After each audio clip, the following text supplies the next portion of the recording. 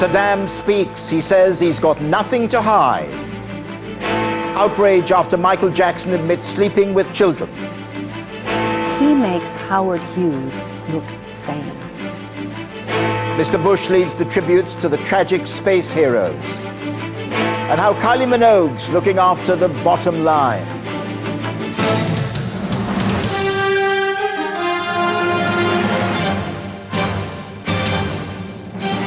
The ITV News at 10 with Trevor McDonald. Good evening. The night before America tries to convince the world that it's time to wage war against Iraq, President Saddam Hussein has categorically denied the main American accusations against him. He said Iraq is not hiding weapons of mass destruction, nor does it have any links with al-Qaeda. The Iraqi president was speaking in an interview, the first since the present crisis began, conducted by former Labour MP Tony Benn during a recent visit to Baghdad. Here's Kevin Dunn. Tony Benn is a committed opponent of war with Iraq, and he offered Saddam Hussein a platform to seek a peaceful outcome to the current crisis. Mr. Benn first asked Saddam if Iraq possesses weapons of mass destruction. Iraq has no weapons of mass destruction whatsoever. We challenge anyone who claims that we have to bring forward any evidence and present it to public opinion. Saddam was then asked if he had links with al-Qaeda. I would like to tell you directly, and also through you to anyone who is interested to know, that we have no relationship with al-Qaeda. Next, Saddam was asked, does he believe that oil may be a motivating factor for war? The destruction of Iraq is a prerequisite to controlling oil. That means the destruction of the Iraqi national identity.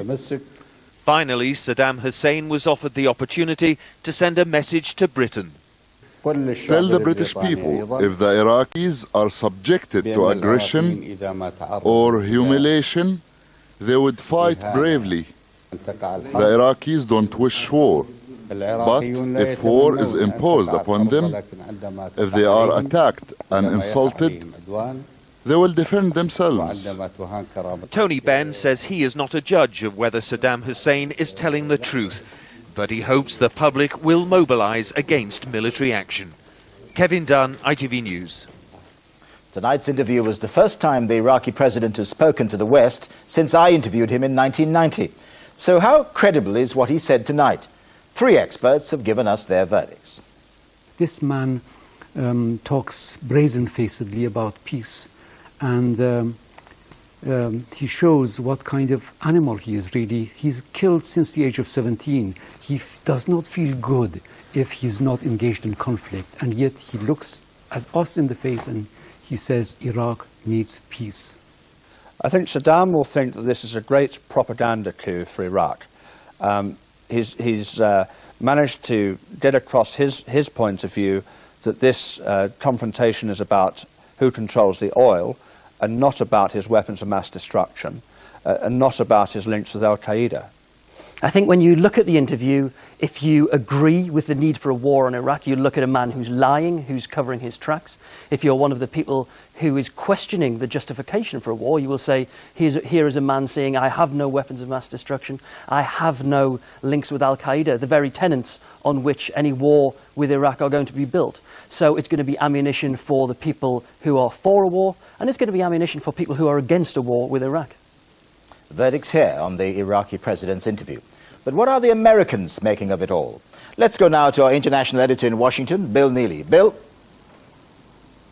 Well, in a typically blunt statement, the U.S. Defense Secretary Donald Rumsfeld said simply, Saddam is a liar. And the White House says, we simply don't believe anything he says. We watch what he does. And tomorrow, the United States has a chance to prove that Saddam is lying when Colin Powell goes to the United Nations Security Council and tries to persuade them that Iraq has weapons of mass destruction, that it has links with al-Qaeda. We're told it'll be a 90-minute, punchy, military-style briefing trying to persuade the waverers like France and Russia. The United States knows it hasn't really made its case. This is its chance to do so. Bill, what's the word on the street about how convincing Colin Powell will be? Well, Colin Powell is saying he has no smoking gun. The United States is saying, look, it's not like a court of law where you have to prove beyond a reasonable doubt that Iraq is lying. But Colin Powell wants to make his best case. He's apparently been going through satellite photos and intercepts, choosing the best bits. In the end, though, it will be a political decision whether France and Russia supports a war. It won't be a legal one. Tomorrow, though, is diplomatic high noon. Bill Neely, thank you. The Prime Minister went to France today to try to persuade President Chirac to line up with the Americans and back military actions against Iraq.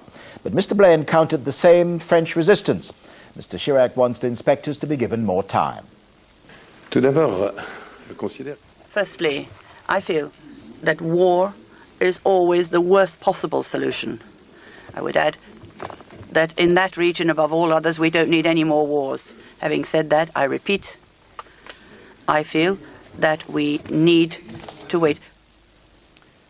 Children's charities have rounded on Michael Jackson today for admitting in last night's ITV1 documentary that he sleeps with children in his room. They say if that happened here, the social services would be called in. In the United States, the authorities there say they'll be investigating, as Colin Baker reports. It doesn't matter how rich or how adored or how famous, even an icon has to toe the line. The view of most child welfare experts this evening, who were especially concerned by Michael Jackson's revealing view of his complex relationship with children. Thinking about adopting 2 kids from each continent around the world. I would like to live forever. God knows in my heart how much I adore children. No, I am Peter Pan. It's not just the presence of children on Jackson's Californian estate which provokes concern, but the fact that many children sleep over in his bedroom, with Jackson also there. While it's accepted that Jackson was deprived of a normal childhood by touring and recording, his closeness to minors has left him vulnerable. His own judgment on these relationships is highly questionable. Whenever kids come here, they always want to stay with me. They never want to stand together. And I have never invited them in my room. They always just want to stay. They say, can I stay with you tonight? I go, if it's okay with your parents, yes, you can. The sorts of things that Jackson says are rather like the defences that are used by paedophile men. In particular, the one that it is the children who seduce me. I don't seduce them. Now, it's not to say that Jackson is a child molester, but it's a little disconcerting how reminiscent that phrase is. Jackson seemed preoccupied with masks. His children never leave home without them. Those little faces behind those masks, with those eyes looking out, you just thought, what is going on in their heads? How are they going to grow up? He makes Howard Hughes look sane. Blanket, blanket, blanket. I love you, blanket. His treatment of the baby son he called Blanket horrified some. The constant shaking of the child while trying to feed it, the infant's obvious discomfort with his face covered for whatever reason. What it appears is that he's actually abusing his own children by using them as just objects. And that's sad. And I'm sure, if he would hate to think that he was doing that. But in effect, that is what he's doing. Jackson's adoring fans see no wrong in their hero, but it's the police and child welfare authorities he may one day have to convince. Colin Baker, ITV News. Living with Michael Jackson will be shown in America on Thursday, but the fallout from the program has already begun there. Our correspondent Romilly Weeks is in Los Angeles tonight. Romilly, are the American authorities saying anything at all about those revelations in the program? Well, the district attorney's office, which investigated Michael Jackson 10 years ago over allegations of sexual abuse with a boy called Jordan Chandler, have said that they will be watching this documentary very closely. I've also spoken to one of the lawyers who actually represented Jordan Chandler, and she said that she's so disturbed by what Jackson has said that she's writing to the Child Protection Services, including a transcript of the documentary, and asking them to investigate. Is there any sort of general feeling that he may have landed himself in deep trouble here or not? Well, absolutely there is. The documentary hasn't even aired here yet, and already it's creating disastrous headlines for Jackson. One showbiz reporter that I spoke to said that it's hard to believe that he's managed to further tarnish his image. Well, Michael Jackson, career-wise and personally and professionally, has really become the punchline of a lot of jokes here. So in that regard, this isn't really particularly shocking to American audiences. It's always been the joke, and ever since the allegations happened years ago and his career started going downward, that he just isn't what he used to be anymore, and he's a little bit of a freak. Do we know, Romilly, finally, where he is tonight? Well, it's thought that he's still at his Neverland Ranch in California. He's made no further comment, which, considering the seriousness of the situation, is probably his best course of action at this moment. Romilly Weeks, thank you. Titakhama News at 10 tonight. America remembers the victims of the Space Shuttle Columbia. Plus, disaster as fire strikes Brighton's other pier tonight. And Kylie uncovered how she'll make a fortune on the high street. We'll find out after the break.